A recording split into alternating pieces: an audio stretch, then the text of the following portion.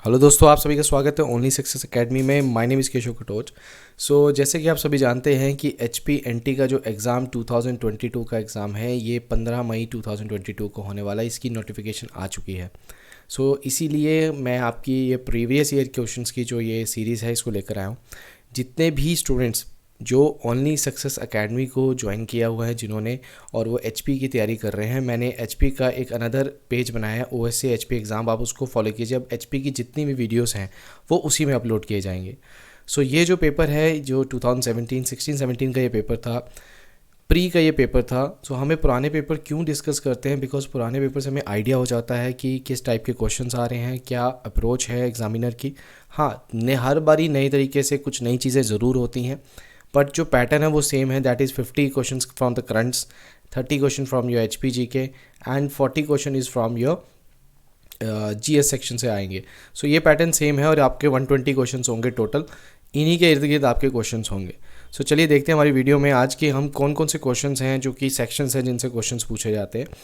सबसे पहला आपका सेक्शंस है, देखो पहले HPGK से क्वेश्चन हैं। इसमें पहला क्वेश्चन है which mountain pass join Mandi and Kullu district of HP। तो देखिए ज्योग्राफी से इसमें क्वेश्चन पूछा गया है, तो आपने HP की ज्योग्राफी को अच्छे से पढ़ लेना है।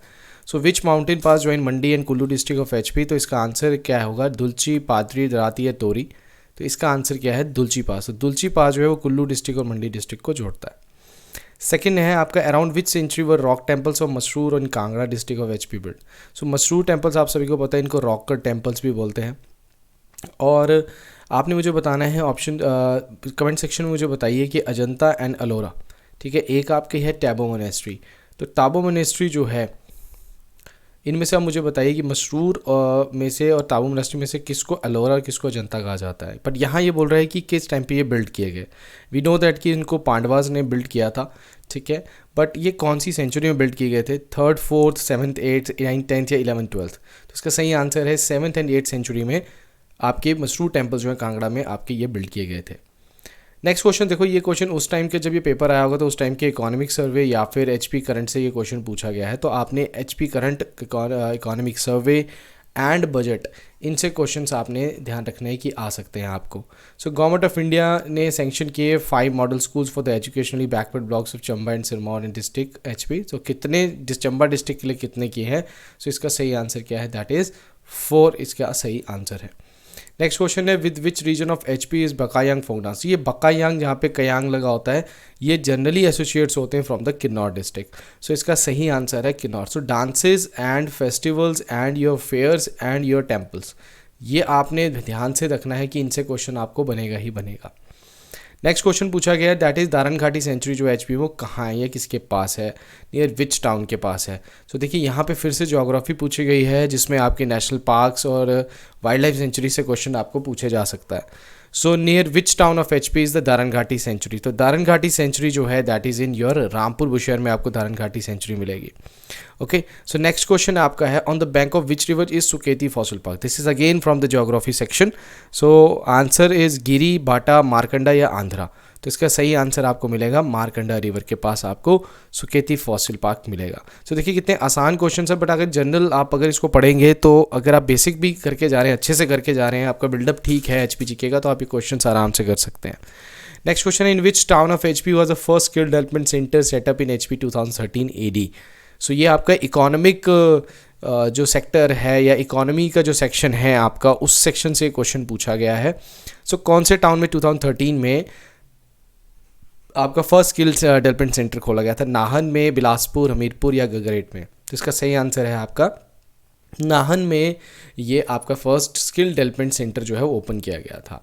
विच sanitation campaign was replace by Swachh Bharat mission, जिनको ग्रामीण, मतलब एक अर्बन है और एक ग्रामीण है। 2014-15 में निर्मल भारत अभियान, स्वच्छ ग्रामीण अभियान, राजीव स्वच्छ भारत अभियान, इंदिरा निर्मल भारत अभियान। इसका सही आंसर आपका होगा ए, निर्मल भारत अभियान इसका सही आंसर है। नेक्स्ट क्वेश्चन इन्होंने पूछा है ज्योग्राफी से फिर से कि लाहौल एंड स्पीति का एरिया कितना है, approximately what percentage of total area of HP falls in the Lahaul and Spiti district. 14, 18, 24, 28। जो परसेंटेज पूछा गया, सबसे छोटी जो है दैट इज़ योर हमीरपुर, है ना। सबसे छोटी जो डिस्ट्रिक्ट हमारी हमीरपुर है 2% इसका एरिया था, अप्रॉक्स बता रहा हूँ मैं अभी, ठीक है, पॉइंट्स पे नहीं बता रहा हूँ। और सबसे बड़ी डिस्ट्रिक्ट हमारी लाहौल एंड स्पीति है, तो उसका कितना परसेंटेज है, तो आंसर इसका होगा आपका सी 24.85% एरिया जो है वो कवर कर रखा है लाहौल एंड स्पीति ने। What is the approximate altitude of शिकारी देवी टेम्पल सिचुएटेड है? सो शिकारी देवी टेम्पल जो है it is in Mandi district. तो चलो यहाँ से हमारे को एक नॉलेज मिल गई। अब ये हाइट पूछी गई, तो देखो ये एक ऐसा क्वेश्चन है जो आपको लीव करना है, बिकॉज जनरली आप हर मंदिर की हाइट नहीं पता करेंगे, तो ये वो क्वेश्चन है जो नेगेटिव करवाता है आपको। तो इनको छोड़ो, ऐसे क्वेश्चन को आप हाथ मत लगाइए, इसमें तुक्का मारने की कोशिश करता है। तो 5000, 10,000, 15,000, 20,000, तो क्या आंसर होगा इसका? तो आंसर इसका है दैट इज़ योर 10,000 फीट इसका आंसर है। तो इन क्वेश्चन को अवॉइड कीजिए। उसके बाद पूछा विच राजा ऑफ बिलासपुर, तो this is from the history. So which Raja of Bilaspur princely state was exiled from the state around 1903 AD and order to stay at Banaras. तो कौन से ऐसे राजा थे बिलासपुर के जिनको निकाल दिया गया था 1903 में, and they are order to की दैट कि वो बनारस में रहे। That is your Amarchand, Amarchand, Mahachand, Hirachand या विजय चंद। तो इसका सही आंसर क्या है? That is your Vijay Chand is the right answer. Then next question है when was the custom of Reet marriage. Reet marriage जो थी इसको अबॉलिश कब किया गया? बुशर प्रिंसली स्टेट से। तो आपको सभी को पता है कि बुशर प्रिंसली स्टेट आपने ध्यान में रखना है कि इसमें अगर आप देखें तो सत्यानंद स्टोक्स जो हैं ये भी इन्वॉल्व थे, उन्होंने रीत मैरिज को अबॉलिश करवाया था। सो 1915, 20, 25 और 30 कब ये अबॉलिश करवाया गया था? इसका सही आंसर है दैट इज़ 1925 AD में रीत मैरिज जो है वो अबॉलिश कर दी गई थी फ्रॉम द बुशर स्टेट।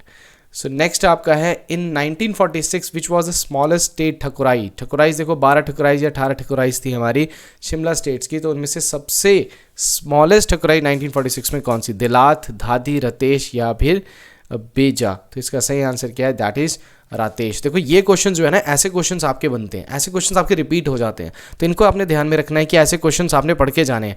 अगर आप ऑब्जेक्टिव क्वेश्चंस को कर रहे हैं और आप इन क्वेश्चंस को जैसे आप थियोरेटिकल पढ़ रहे हैं और थ्योरी पढ़ने के बाद आप उसके प्रैक्टिस क्वेश्चंस कर रहे हैं, ठीक है, तो वो क्वेश्चंस आपको कॉन्फिडेंस देंगे HPGK में। HPGK में सबसे ज़्यादा इंपॉर्टेंट क्या है कि आप जितना एक तरीके से ऑब्जेक्टिव क्वेश्चंस करेंगे पढ़ने का। थ्योरी आप बहुत पढ़ते हैं बट उसको ऑब्जेक्टिवली अगर आप करेंगे तो बहुत सही रहेगा।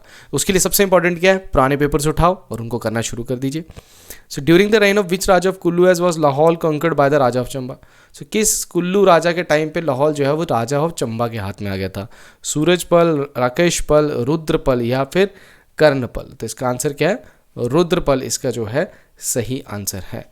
The quantum of land revenue in the Bilaspur princely state which was paid in kind till 1863 was 1/3 of the produce, 1/4 of the produce, 1/6 of the produce या 1/6 of the 1/5 and 1/6 of the produce। तो इसका answer क्या होगा? 1/3 of the produce was given to, या it is a land revenue in the Bilaspur state।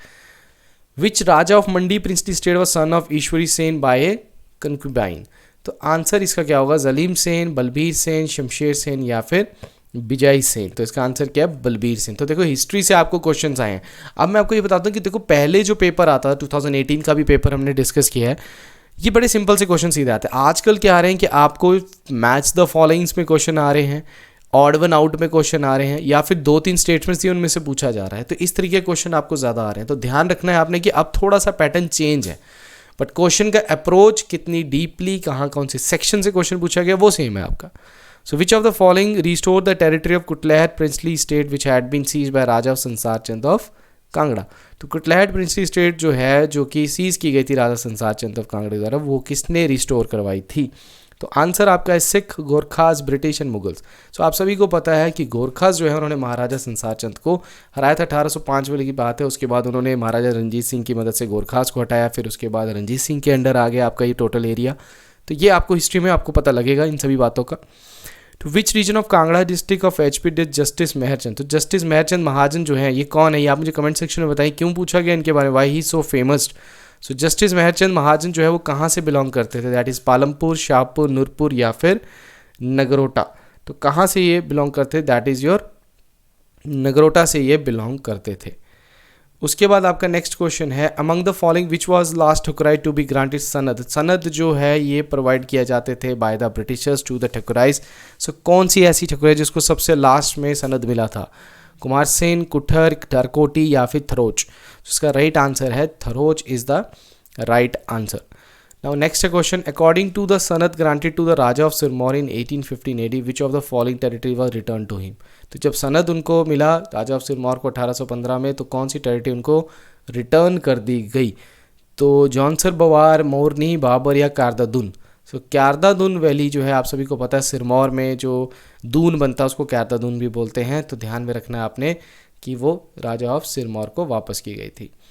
What is the number of member of tribal areas in HP Vidhan Sabha? तो ये विधानसभा में आप सभी को पता है 68 सीट हैं, तो उसमें से कितनी सीट जो हैं जो एसटी पॉपुलेशन के लिए रिजर्व रखी गई हैं? सो 1, 2, 3 और 4 इसका में से कौन सा क्या राइट आंसर है इसका? तो आंसर है इसका C3 जो है। आप मुझे कमेंट सेक्शन में बताइए कि एससी मतलब शेड्यूल कास्ट के लिए कितनी रिजर्व सीट्स हैं, ये आप मुझे बताइए, वो भी विधानसभा में। नेक्स्ट है 22 question, what was the consumer price index number for industrial workers in HP during two. देखो ये भी क्वेश्चन एक ऐसा है जो कि आपको लीव करना होता है।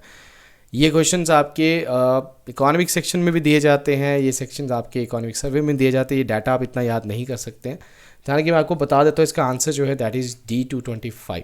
ओके, सो कुछ क्वेश्चंस आपको ऐसे मिलेंगे जिनको आपने छोड़ना है। आपने 120 के 120 नहीं करने हैं, आपने 100 या तक का अटैम्प्ट जो है वो रखना है, बट 20 क्वेश्चंस आपने छोड़ने हैं। नेक्स्ट क्वेश्चन है आपका, which was the ancestral village of famous Hindi writer Yashpal. So Yashpal जो कि हमीरपुर डिस्ट्रिक्ट से थे, वो किस विलेज से थे? रंगाज, रेल, भूमपल या फिर कलियाल। तो इनका नहीं सही आंसर क्या है? That is भूमपाल।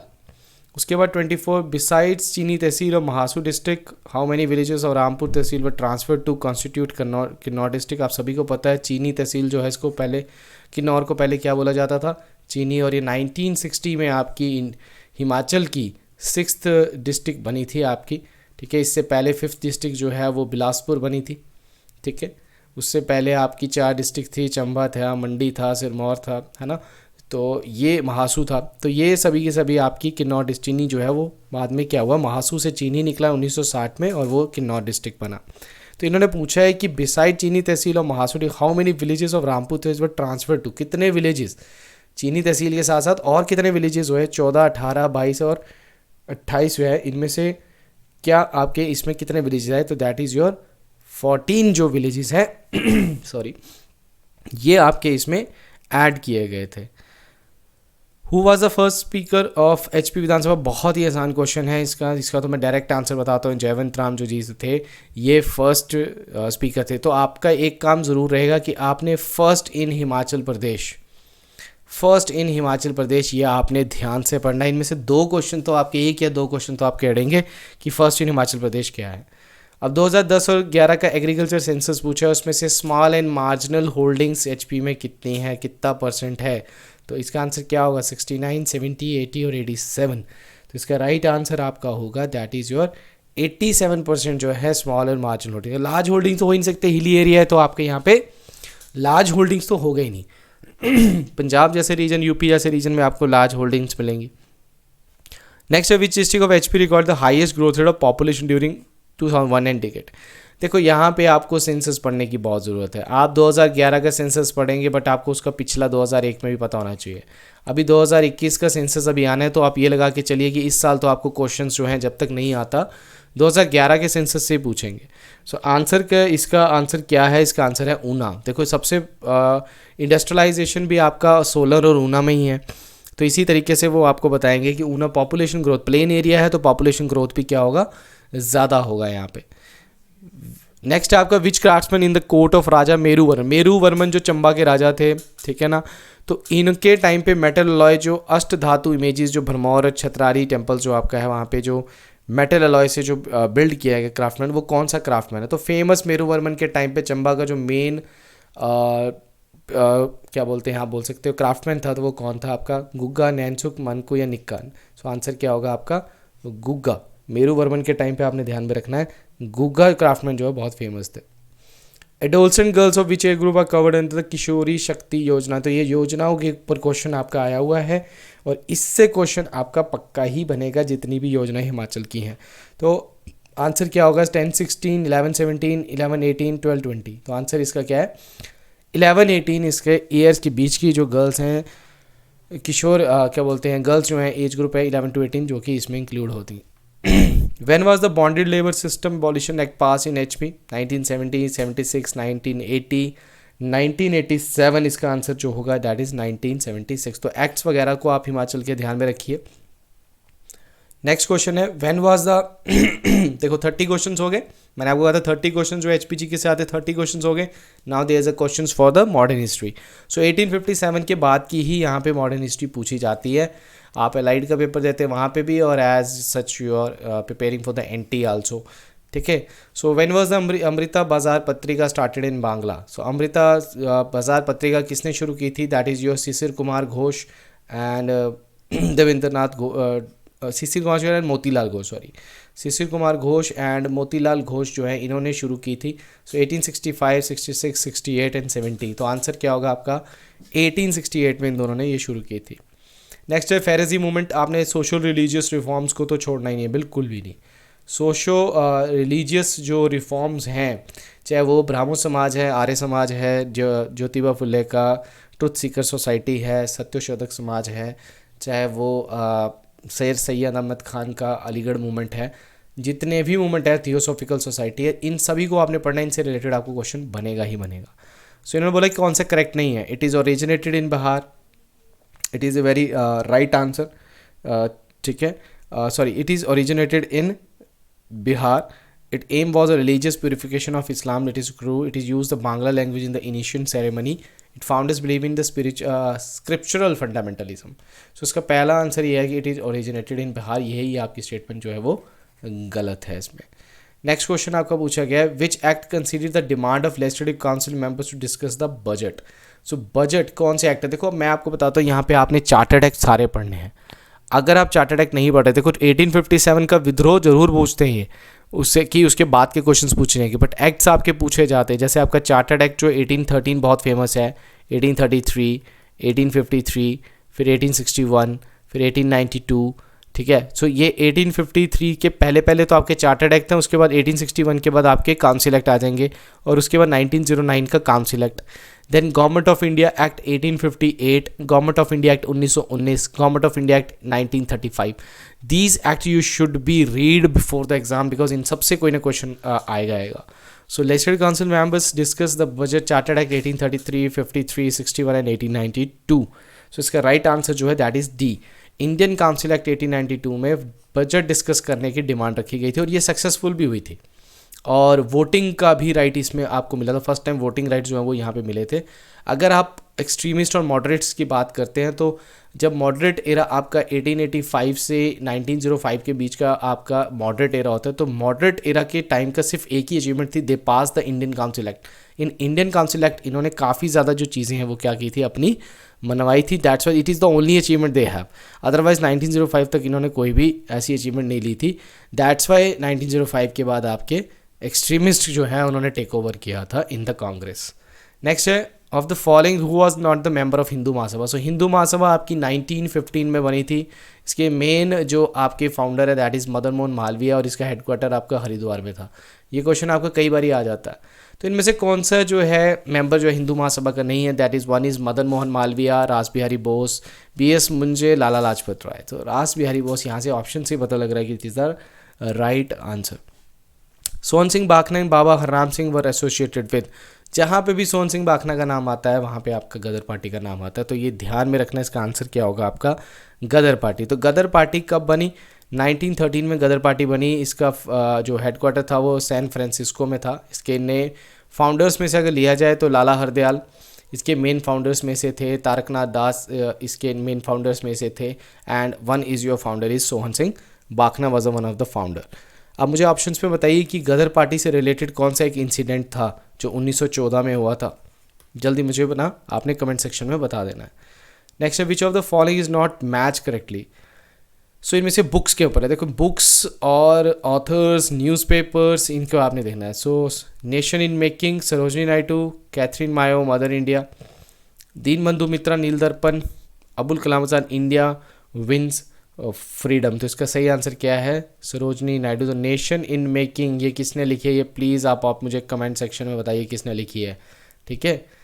दीनबंधु मित्रा ने ये याद रखना कि नील दर्पण जो है ये 1859 में जब इंडिगो रिवोल्ट हुआ था उसके टाइम पे ये इन्होंने नील दर्पण लिखी थी दीनबंधु मित्रा ने। दिगंबर विश्वास जो हैं और विष्णु विश्वास उन्होंने ये आपका इंडिगो रिवोल्ट किया था 1859 में। उसके बाद ब्रिटिश सरकार ने इंडिगो कमीशन भी बैठाया था, that is in 1860।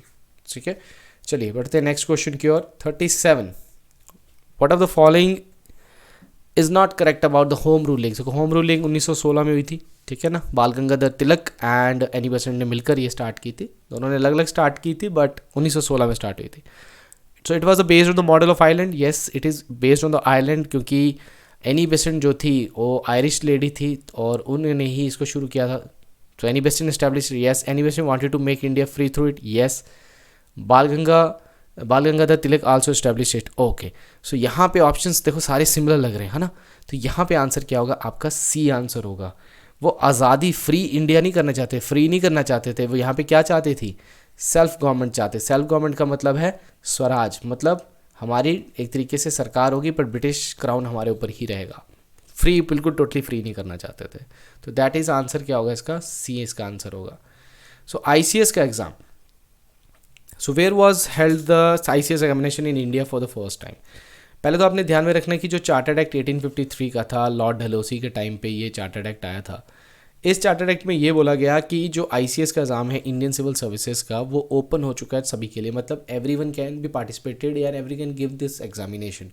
So ICS का एग्ज़ाम में कोई भी दे सकता था। अब तो ये एग्ज़ाम एक लंदन में होता था पहले, अब धीरे धीरे इंडिया में जब इंडियंस भी अलाउड हो गए तो इंडियंस जो हैं वो कहाँ देंगे, इलाहाबाद, आगरा, दिल्ली या वाराणसी। तो इंडिया में कहाँ होने लगा ये एग्जामिनेशन, इलाहाबाद में होने लगा। सो सबसे पहले जो पर्सन थे जिन्होंने ICS का एग्ज़ाम निकाला था दैट इज़ सत्येंद्र नाथ टैगोर। सत्येंद्र नाथ टैगोर ने ये एग्ज़ाम जो है ये 1863 में निकाला था। ये सिविल सर्विस के पेपर में भी एक ऑप्शन के तौर पे आया था। तो सत्येंद्र नाथ टैगोर 1863 में इन्होंने फर्स्ट इंडियन बने जिन्होंने ICS का एग्ज़ाम क्लियर किया था। नेक्स्ट है, consider the following statement, select your answer given. Gandhi gave up his membership of Congress in 1940। ठीक है, आपको आंसर करना है। Lucknow pact was sign in 1916। ठीक है। Cripps mission was sent to India by Lord Wavell, strong. VD Savarkar organise Abhinav Bharat. ठीक है, 1904 में अभिनव भारत इन्होंने बनाई थी। Okay, so which one of this is not correct पूछिए इन्होंने, नहीं करेक्ट पूछिए इन्होंने कि कौन सी करेक्ट है। तो इसका सही आंसर होगा आपका 2 और 4। ठीक है, गांधी जी ने मेंबरशिप कांग्रेस की 1934 में गिव अप की थी एंड क्रिप्स मिशन जो है ये लॉर्ड वेवल के टाइम पे नहीं आई, ये लॉर्ड लिलिथगो के टाइम पे ये आई थी। चलिए आगे बढ़ते हैं। Who appoints the boundary commission in 1947 for delimitating boundaries. तो आप सभी को पता है कि इंडिया और पाकिस्तान के बीच में क्या है, रेड क्लिफ लाइन है ना 1947 में। तो उस टाइम पे कौन था, लॉर्ड माउंटबेटन जो थे वो क्या थे, वाइसरॉय ऑफ इंडिया थे उस टाइम पे। तो आंसर क्या होगा इसका, Lord Mountbatten is the right answer. Christian missionary which came to India, कौन सी स्टेटमेंट इसमें गलत है। याद रखना कि 1813 का जो चार्टर्ड एक्ट है उसने परमिट किया था कि क्रिश्चियन मिशनरीज जो हैं वो इंडिया में धर्म को प्रचार कर सकते हैं, क्रिश्चियन का प्रचार, क्रिश्चियनिटी का प्रचार कर सकते हैं। So Danish Protestant Mission was the first to come to India. Mission missionary enjoyed the privileges of being the member of ruling power. Most of the Indian reform movements of 19th century opposed them. The Chartered Act 1850 granting them to right to visit India, liberty to preach India. देखो यहीं पे question आ गया आपका 1833। तो answer क्या होगा, ये गलत है। 1853 नहीं 1813 ने इनको राइट दिया था। और डेनिश जो प्रोटेस्टेंट मिशन था वो सबसे जो डेनमार्क से आए थे, देखो पुर्तगीज़ आए थे यहाँ पे, ब्रिटिशर्स है, फ्रेंच है, वो ट्रेड करने हैं, बट इनका जो डेनिश जो डेनमार्क से इनका मेन मकसद ही यही था कि यहाँ पे क्रिश्चियन धर्म को फैलाना है। ओके, तो यहाँ पे आपका डी स्टेटमेंट जो है वो गलत है। उसके बाद क्वेश्चन है which of the following match correctly match not correctly matched है। यहाँ पे भी आपने ध्यान में रखा, देखो मुझे गलती लगी, नॉट मैंने पढ़ा नहीं, मैंने मैच करेक्टली पढ़ लिया। तो पेपर में आपने ध्यान में रखना है, ये गलती नहीं करनी है आपने। ठीक है, तो नॉट मैच लिखा है। Syed Ahmad Khan Deoband movement, Atmaram Pandurang the Prarthana Samaj, Vivekananda Ramakrishna mission, madam Blavatsky the theosophical society. तो सर सैयद अहमद खान मैंने अभी बताया कि इन्होंने अलीगढ़ मूवमेंट जो है वो चलाया था, तो इसका आंसर जो है वो ये गलत है। तो देवबंद मूवमेंट जो है वो नैनो टैवी और इन्होंने स्टार्ट किया था। Which of the following establish the Indian society of oriental art. तो Indian society of oriental art 1907 में हुई। इससे कई बार क्वेश्चन आ चुका है। So Rabindranath Tagore, Abanindranath Tagore and Gaganendranath Tagore, Surendranath Banerjee, Anant Banerjee and Subhash Chandra Bose. तो इसका सही आंसर होगा आपका अवनींद्रनाथ टैगोर एंड गगनेंद्र नाथ टैगोर जो है इन्होंने Indian society of oriental art जो है। तो आपने मुझे बस ऑप्शन कमेंट सेक्शन में ये बताना है कि पहली स्कॉलरशिप जो है वो किसको मिली थी from Indian society of oriental art. Next है Henry Vivian Derozio is associated with what. Social reform से फिर से ये क्वेश्चन आया। He was a English and literature teacher and history teacher in the Hindu college of Calcutta, Henry Vivian Derozio. And इन्होंने कौन सा movement start किया था, that is self respect movement, Arya Samaj movement, सेवा सदन या यंग बंगाल मूवमेंट। तो इन्होंने स्टार्ट किया था, that is your young Bengal movement. Next में बोला है कि इसको अरेंज कीजिए क्रोनोलॉजिकल ऑर्डर में। ये इस टाइप के क्वेश्चंस आपको पूछे जा सकते हैं, इस टाइप के क्वेश्चन डेफिनेटली पूछे जाते हैं मॉडर्न हिस्ट्री से रिलेटेड आपके। सो क्वेश्चन का आंसर था इंडियन यूनिवर्सिटी एक्ट 1904 में आया था, सैडलर कमीशन आपका 1917, इल्बर्ट बिल आपका 1883 में आया था, स्वदेशी मूवमेंट 1905 में हुआ था। तो सबसे पहले आपका इल्बर्ट बिल आएगा, देन आपका स्वदेशी मूवमेंट। तो 3-4, सो यहाँ पे देखिए 3-4 क्रोनोलॉजिकल ऑर्डर में लगाना है इन्होंने। Arrange the following. अब इन्होंने ये नहीं बताया कि नीचे से ऊपर या ऊपर से नीचे, इसका सही आंसर इन्होंने यहीं से बताना है। Okay, Ilbert bill, okay 1 second, 46, 45, okay. So इसका सही आंसर इन्होंने 3131 यूनिवर्सिटी एक्ट। ओके ठीक है, यस, हम यहाँ पे इसको नहीं देख पा रहे थे, ठीक है। सो 3 और 1, सबसे पहले आपका ये आया 3, देन 1, देन 4 एंड 2। तो इसका आंसर क्या होगा, 3142 इज द राइट आंसर। चलिए नेक्स्ट है, consider the following statement, select your answers from the course given below. Munshi Premchand started the writing first in Urdu. B R Ambedkar is associated with Bahishkrit Hit Kranti Sabha, ठीक है। Indian university act were pass by time of viceroy Lord Hastings, गलत। Newspaper Ghadar was first publish in Hong Kong, it is also wrong. तो इसका सही answer जो है 46 का जो सही आंसर है that is your A, that is 1 and 2। ये दोनों स्टेटमेंट्स जो हैं आपकी वो सही हैं। तो इस टाइप के क्वेश्चंस आपको पूछे जा सकते हैं। नेक्स्ट है, which of the following is true about Raja Ravi Ram a great painter. तो राजा रवि राम आपसे ये पूछा जा सकता है कि क्या है। सो आपको आर्ट एंड कल्चर से भी 2-3 क्वेश्चंस जो हैं वो पूछे जा सकते हैं इन दिस पेपर, ये ध्यान में रखना है आपने। So he belongs to royal family of Rajasthan, देखो यहाँ पे ट्रू पूछा है, ठीक है। He combined the Indian and western style in his paintings, okay. Next है, he disregarded the Indian mythological themes in paintings, he learn paintings at the age of 40। तो इसके वजह से कौन सी ट्रू है, that is he combined the Indian and western style in his paintings. उसके बाद क्वेश्चन है, who design the Victoria memorial hall in Calcutta in 1906। Sir William Emerson, R.F. Chisholm, H. Edwin and none of the above. तो इसका सही answer है sir William Emerson is the right answer. Next है, consider the following statement about the theosophical society. तो it doctrines were influenced by the occult mysticism, it use the Hindu and Buddhist terms and concepts, Annie Besant was the Scottish woman. देखो यहीं से गलत हो जाता है ये वाली statement, because he is Irish woman. She became the member of Congress in 1905, ये भी गलत है क्योंकि 1917 में ये या 1917 में कांग्रेस की मेंबर बनी थी। तो इसका सही आंसर जो है वो आपका क्या मिलेगा, D। 1 एंड 2 स्टेटमेंट जो है ये दोनों की दोनों सही है। देखो दोनों गलत होगी ना यहाँ पे, तो आपको ऑब्वियसली यहाँ से पता लग जाएगा। नेक्स्ट है आपका, which of the following is not match correctly. MS Subbalakshmi Carnatic music, Rukmini Devi Bharatanatyam, Hari Narayan Apte Odia literature, Alauddin Khan Hindustani music. तो इसका सही आंसर आपका क्या है, हरि नारायण आप्टे जो है ये गलत है, ये मैच नहीं कर रहा, उड़िया लिटरेचर से वाकिफ नहीं रखते हैं। नेक्स्ट क्वेश्चन है, who was the first biographer of Mahatma Gandhi. Mahatma Gandhi, देखो यहाँ से आपने एक चीज़ का ध्यान रखना है कि महात्मा गांधी से रिलेटेड, उनकी लाइफ से रिलेटेड, वो 1869 में जब पैदा हुए थे 2 अक्टूबर, टिल 1893 जब वो साउथ अफ्रीका गए थे, वहाँ तक की उनकी सफ़र जो है वो बहुत इंपॉर्टेंट है। और उसके बाद जब वो 1893 से 1915 तक जब वो साउथ अफ्रीका में रहे, वो टर्न्योर, क्योंकि 1915 का तो हम पढ़ते हैं, वो हम मॉडर्न हिस्ट्री में पढ़ लेते हैं, बट उससे पहले का जो उनकी क्या सफ़र था साउथ अफ्रीका में, और उनकी स्टार्टिंग जो लाइफ थी, क्या बिलीव करते थे, कौन उनके बच्चे थे, कितने भाई बहन थे, इस पे क्वेश्चन आता है और उनके इस तरीके के क्वेश्चंस भी पूछे जाएंगे आपसे। So who was the first biographer of Mahatma Gandhi. तो आंसर है आचार्य JB कृपलानी, विनोबा भावे, JJ डोके एंड राजेंद्र प्रसाद। तो इसका सही आंसर है JJ डोके। नेक्स्ट क्वेश्चन फिर से है कि which of the following is not a part of Mahatma Gandhi Hind Swaraj. Hind Swaraj इन्होंने 1909 में लिखी थी। तो India's varna system is not an ideal one. Indian civilisation is undoubtedly the best because of his immense assimilative power. तो यहाँ पे ध्यान रखना है कि नॉट पूछा है।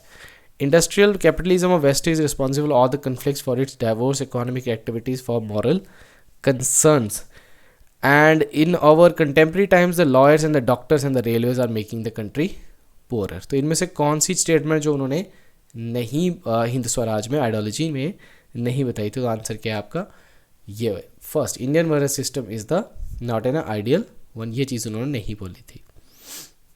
अब यहाँ से आपको ये पता लग जाएगा कि 3 स्टेटमेंट्स क्या हैं जो गांधी फेवर करते थे, तो इनको ध्यान में रखना है ना। Who were the first 2 satyagrahis of Mahatma Gandhi individual satyagraha. देखो महात्मा गांधी ने इंडिविजुअल सत्याग्रह 1940 में स्टार्ट किया था। तो उनके स्टार्टिंग में जो 2 इंडिविजुअल सत्याग्रही थे वो कौन थे, विनोबा भावे, जवाहरलाल नेहरू, विनोबा भावे, राजेंद्र प्रसाद, सरदार पटेल, विनोबा भावे, राजेंद्र प्रसाद, सरदार पटेल। तो आंसर क्या है इसका, विनोबा भावे, जवाहरलाल नेहरू। बट इसमें एक और थे, that is Brahmadatt, that was the 3rd individual satyagrahi. और एक क्वेश्चन आपका ऑलरेडी आ चुका है, दैट इज इन तीनों में से, चारों में से कौन सा इंडिविजुअल सत्याग्रही नहीं है। तो 3 तो आपको पता होंगे, चौथा ऑड वन आउट आपने करना होता है। नेक्स्ट है consider the following statement and select the current answer from the quotes. So Gandhi launch the स्वदेशी मूवमेंट इन 1905, गांधी थे ही नहीं। In Gandhi philosophy, there was no alternative for morality. Gandhi was opposed to renouncing one's religion. One should not mind meddling into the other's affair if they were opposed to you. So इसका सही answer क्या होगा? That is your B. 2 and 3. These statements are wrong. चलिए next है 55th question. What was not the part of Mahatma Gandhi scheme of education. तो Gandhi scheme of education को हम Wardha scheme of education भी कहते हैं। जो वर्धा स्कीम ऑफ एजुकेशन है ये 1937 में आई थी। तो इसमें इन्होंने प्रैक्टिकल नॉलेज के ऊपर ज़्यादा जोर दिया था और इसमें उन्होंने लोकल लैंग्वेज को एक तरीके से लोकल लैंग्वेज में पढ़ाई के ऊपर तवज्जो भी ज़्यादा दिया था इनमें। सो फ्री इन्होंने पूछा कि not a part of Mahatma Gandhi scheme of education. So free compulsory education, vocational education, university education should be for meritorious students only and it goals is character building and understanding social responsibilities. So इसका सही answer जो है that is सी। देखो statements अगर आपने थोड़ी सी भी पढ़ी हैं, अगर गांधी के बारे में आपने थोड़ा सा भी पढ़ा है तो आपको पता हो जाएगा कि ये वाली लाइन जो है वो उनके द्वारा नहीं बोली गई है।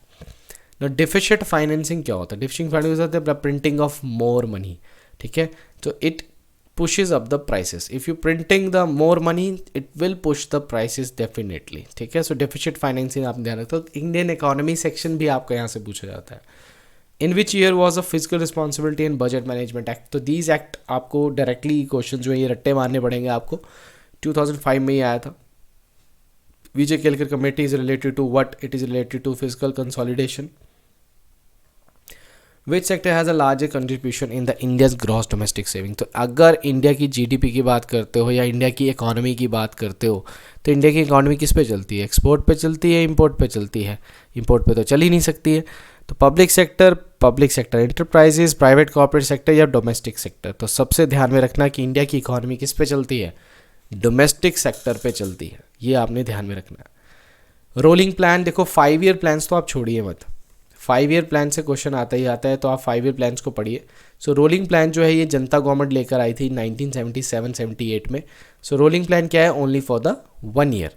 सो हर एक साल में रिव्यू किया जाएगा रोलिंग प्लान को। तो ये आपका रोलिंग प्लान जनता गवर्नमेंट लाई थी, बट 1980 में जब इंदिरा गांधी सरकार दोबारा आई तो फिर से आपके 5 ईयर प्लान्स जो है वो शुरू हो गए। सो 5 ईयर प्लान का कंसेप्ट जो है हमने किससे लिया था? दैट इज योर रशिया, और रशिया ने फर्स्ट टाइम इसको 1928 में यूज़ किया था। Among the following highest literacy is found in. So ये देखो यहीं से आपका फिर से सेंसस से क्वेश्चन आपको हिट किया है। सो सिक्किम, मणिपुर, उत्तराखंड और मेघालय। तो राइट आंसर क्या है? सिक्किम में आपको सबसे ज़्यादा क्या मिलेगी? लिटरेसी रेट मिलेगा। The headquarter western Coalfield limited, ये भी आपको एक तरीके से रट्टे मारने पड़ेंगे। देखो दीज क्वेश्चंस आप एक तरीके से बोल सकते हैं कि आपको आते हैं, ठीक है, नहीं आते तो आप इसे छोड़ें। सो मुंबई, नागपुर, वडोदरा या फिर अलवर। तो इसका सही आंसर क्या है आपका? नागपुर में आपको मिलेगा वेस्टर्न कोलफील्ड लिमिटेड का headquarter. Pancheshwar multipurpose project treaty was sign between India, Bangladesh, Bhutan, Myanmar या नेपाल। तो किस देश के साथ इंडिया ने साइन किए? That is your Nepal. Next है प्लेट्यू ऑफ इंडिया डिवाइडेड। तो प्लेट्यू ये आपका कर्नाटका में मिलेगा आपको। कर्नाटका प्लेट्यू जो है वो दो हिस्सों में बटा हुआ है, one is Malnad and another is मैदान।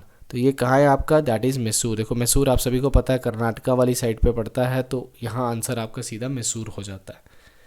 इनफ्लंट ड्रेनेज बांगर सॉइल दोआब। दोआब क्या होता है, दो रिवर्स के बीच का जो पॉइंट होता है, दो रिवर्स के पॉइंट बीच का जो पॉइंट होता है उसे दोआब कहते हैं। तो जनरली आपके दोआब कहाँ बनते हैं, ये जनरली आपके कहाँ बनेंगे, इंडो सतलुज प्लेन पे आपको इसका आंसर होगा, यहाँ पे आपको दोआब बनते हैं। चलिए नेक्स्ट है आपका टोडा ट्राइब कहाँ मिलते हैं। तो टोडा ट्राइब गुजरात, केरला, अंडमान निकोबार या फिर उड़ीसा।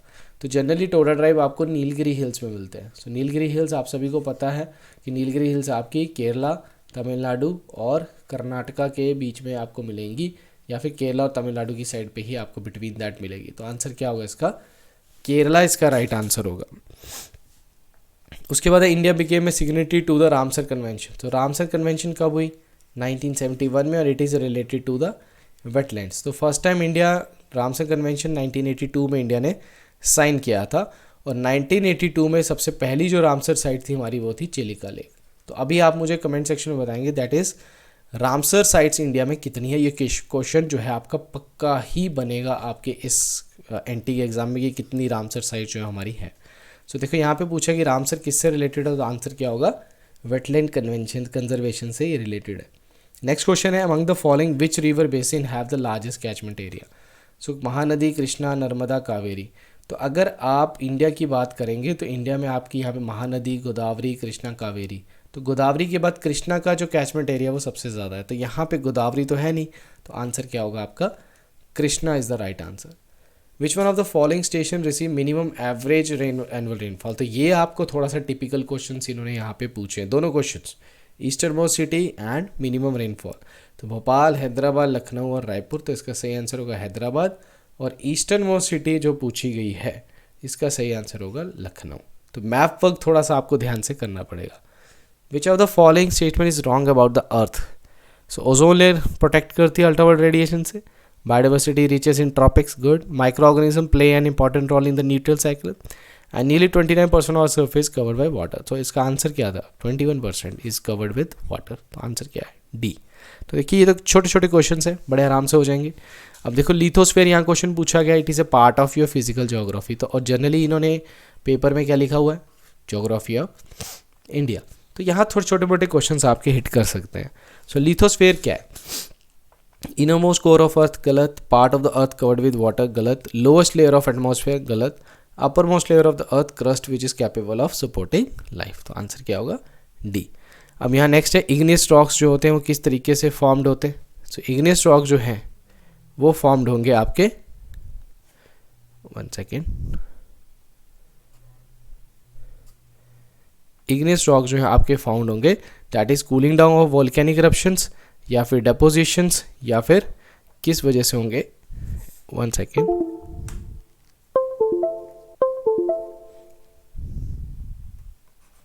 ठीक है, दैट आंसर इसका cooling down of volcanic eruptions इसका जो है सही आंसर आएगा। ठीक है, चलिए नेक्स्ट क्वेश्चन की ओर बढ़ते हैं। नेक्स्ट क्वेश्चन है which city is known as the Silicon Valley of India.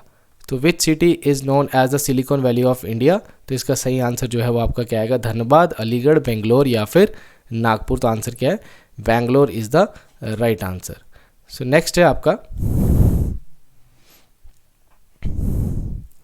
main use of nuclear reactor is to. So main use of nuclear reactor is to for store the radioactive material, produce electric energy from the energy released during the nuclear fission, measure electric current in a circuit, या फिर transmit the optical signals and two dimensional pictures. So आप सभी को पता है कि nuclear fusion होता है आपके किसमें, इन द न्यूक्लियर रिएक्टर्स। अगर आप न्यूक्लियर फ्यूजन की बात करेंगे सो न्यूक्लियर फ्यूजन जो है वो आपका किस में होता है, सन में या फिर आपके हाइड्रोजन बॉम्ब में होता है। ठीक है ना, हाइड्रोजन बॉम्ब में न्यूक्लियर फ्यूजन होता है, ये ध्यान में रखना है आपने, ये पेपर में क्वेश्चन पूछा जाता है। और न्यूक्लियर रिएक्टर्स और आपका एटम बॉम्ब जो होता है इसमें आपका क्या होता है, न्यूक्लियर फ्यूजन होता है। Compressed natural gas is now being used as a better fuel than gasoline for running vehicles because of it complete combustion, no unburnt release of carbon, incomplete combustion and release of methane, high ignition temperature, low calorific value and your low calorific value and the engine remain cool. So answer क्या होगा इसका, complete combustion and no unburn release of carbon. तो complete combustion हो जाए तो फिर तो आपका पोल्यूशन का चांस ही नहीं रहता है। नेक्स्ट क्वेश्चन है, which of the following is used in the rear way mirror of the vehicle. So vehicles के जो रियर वे मिरर होता है उसमें कौन सा एक तरीके से मिरर यूज़ किया जाता है। तो इसका सही आंसर क्या होगा, that is your convex mirror जो है वो इसके लिए यूज़ किया जाता है। तो साइंस के क्वेश्चंस भी आपके, आप ये लगा लिए कि 10 क्वेश्चंस आपके साइंस से ज़रूर होंगे। विच one of the following is responsible for the ozone depletion, carbon monoxide, sulphur dioxide, nitrogen oxide, chlorofluorocarbons. तो कौन इसके लिए जिम्मेदार है, दैट इज़ योर क्लोरोफ्लोरोकार्बन जो है वो जिम्मेदार है। और क्लोरोफ्लोरोकार्बन कहाँ पे होते हैं, मेनली रेफ्रिजरेटर्स पे होते हैं, एसीज़ के थ्रू होते हैं, परफ्यूम कैंस की वजह से आपके क्लोरोफ्लोरोकार्बन जो है वो रिलीज़ होते हैं, तो उनकी वजह से ओजोन डिप्लीशन होता है। तो इसके लिए हमने 2 कन्वेंशंस किए हैं, one is Vienna convention 1985, then आपका आता है मॉन्ट्रियल प्रोटोकॉल।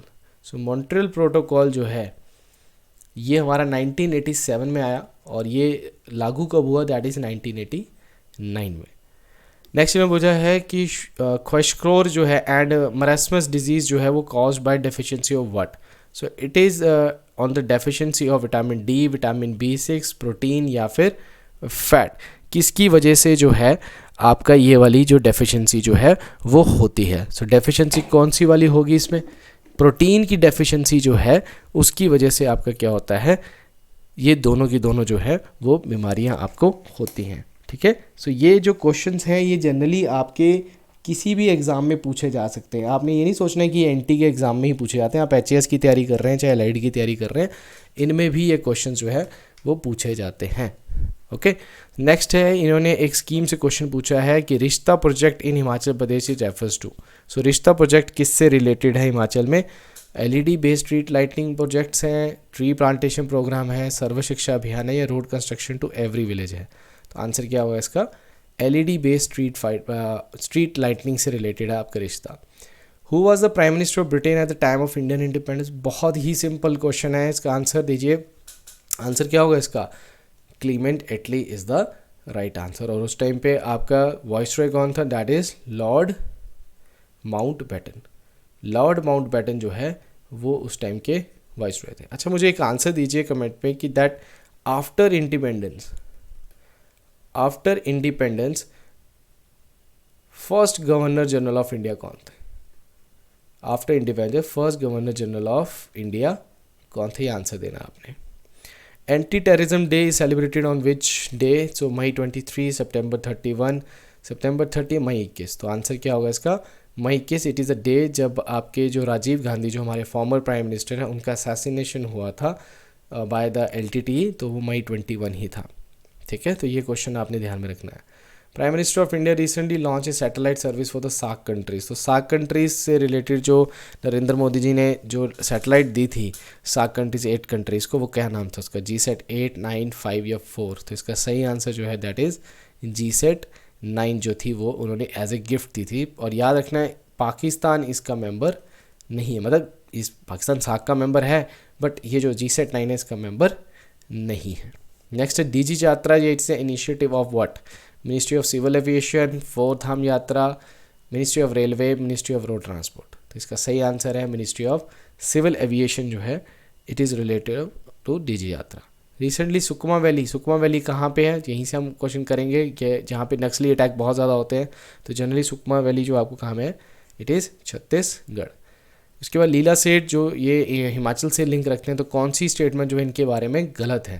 तो she was the first woman justice of Delhi high court, she was the first woman chief justice of Himachal, okay, and she was thought throughout an RT activist and she passed away recently। तो उस time पे ये passed away हुई थी, but इसका ये right answer है that is she was throughout an RT activist। तो she was the first woman justice and she was the first chief justice of Himachal Pradesh, first woman chief justice of Himachal Pradesh, ये आपने ध्यान में रखना है। Next है which river is called as a Ganges of the south. देखो इस question के ऊपर बहुत कंट्रोवर्सी हुई थी, बिकॉज अगर आप दक्षिण गंगा कहते हो तो दक्षिण गंगा आप गोदावरी को कहते हो, अगर आप वृद्ध गंगा कहते हो तो वृद्ध गंगा आप गोदावरी को कहते हो, बट अगर आप गंगा ऑफ साउथ की बात करते हो तो गंगा ऑफ साउथ जनरली हम किसको बोलते हैं, that is your Kaveri. But examiner के पॉइंट ऑफ व्यू से उसने किस लिए हिसाब से क्वेश्चन डाला ये हमें देखना है। तो यहाँ पे आंसर आपका कावेरी ही दिया हुआ था आंसर की में। तो आंसर यहाँ पे कावेरी आएगा। बट ये क्वेश्चन उनको वेरीफाई करना चाहिए, क्योंकि ये इस तरीके का क्वेश्चन क्या होते हैं बच्चों के माइंड में क्लियर नहीं रहते हैं। Which Indian state has a least literacy rate, देखो वहाँ पे उन्होंने लिटरेसी रेट हाई पूछी है, यहाँ पे लीस्ट पूछी है, तो आंसर क्या होगा आपका Bihar is the right answer. Next है which of the following is correct about corporation tax, तो कॉर्पोरेशन टैक्स क्या होता है, इकोनॉमिक से एक और क्वेश्चन आ गया हुआ है। देखो इकोनॉमी में ना कुछ क्वेश्चन जैसे मैंने आपको बोला 5 ईयर प्लान, देन यहाँ से आ जाएगा पॉवर्टी, अनएम्प्लॉयमेंट, नेशनल इनकम कैसे लगाते हैं, बैंकिंग सेक्टर कैसे है, टैक्स स्ट्रक्चर कैसा है हमारा, इन पे क्वेश्चंस आप तो पक्के ही बनेंगे। तो यहाँ पे क्या है, it is a tax which is divide by the local bodies, it is a tax on the profit of companies, it is an indirect tax, it is a tax that is divide by municipal corporation. So company के profits पे जो tax लगता है उसको हम क्या बोलते हैं, कॉर्पोरेट टैक्स बोलते हैं, ये आपने ध्यान में रखना है।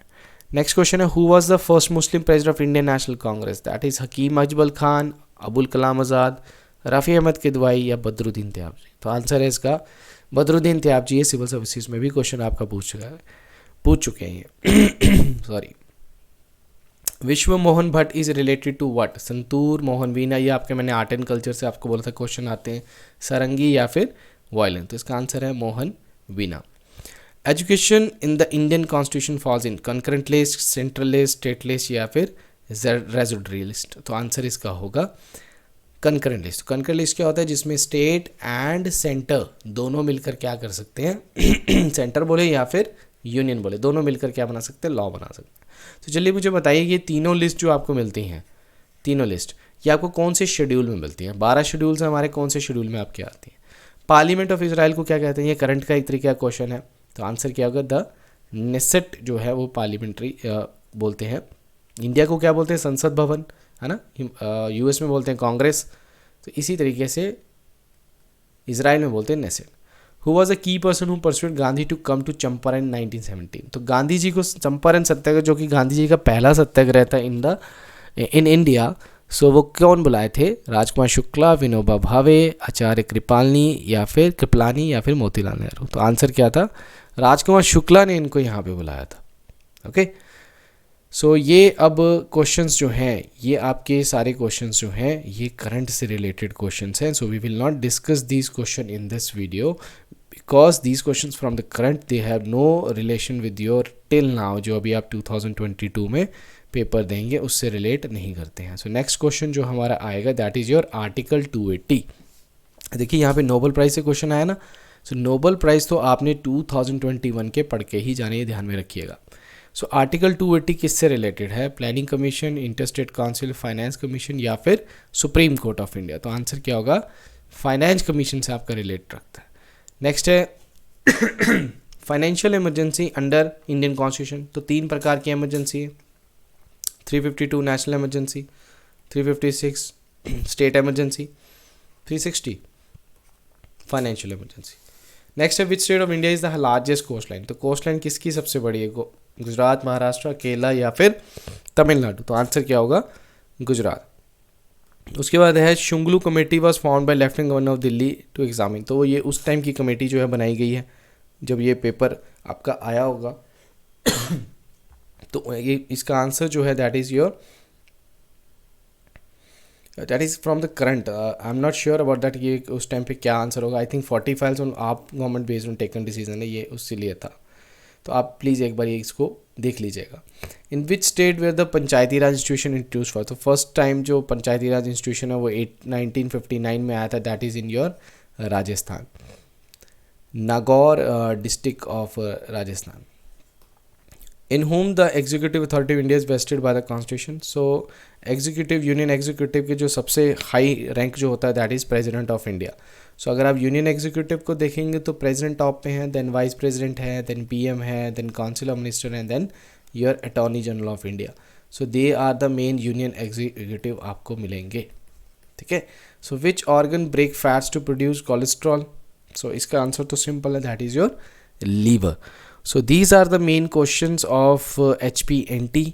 आई होप आपको इस वीडियो से काफ़ी ज़्यादा हेल्प हुई होगी। इसी तरीके की वीडियोस में डालता रहूँगा, previous year questions and economic survey भी मेरी नेक्स्ट वीडियो जो होगी इसमें आपको इकोनॉमिक सर्वे की हाइलाइट्स या फिर समरी में आपको बताऊँगा जो आपके एग्ज़ाम के लिए बहुत इंपॉर्टेंट है। अगर आप उस वीडियो को भी पढ़ लेंगे तो that is enough for your exam. So तैयारी करते रहिए, वी हैव ओनली 2 मंथ्स। अगर कोई बच्चा ऑनलाइन कोर्स करना चाहता है, क्रैश कोर्स करना चाहते हैं आप लोग, तो आप मुझे इस नंबर पे कॉल कर सकते हैं या फिर व्हाट्सएप कर सकते हैं 8146066849 में। We have starting our new course, so please contact as soon as possible ताकि हम टाइम पे इस क्रैश कोर्स को शुरू कर सकें। सो तब तक के लिए thank you very much and all the best.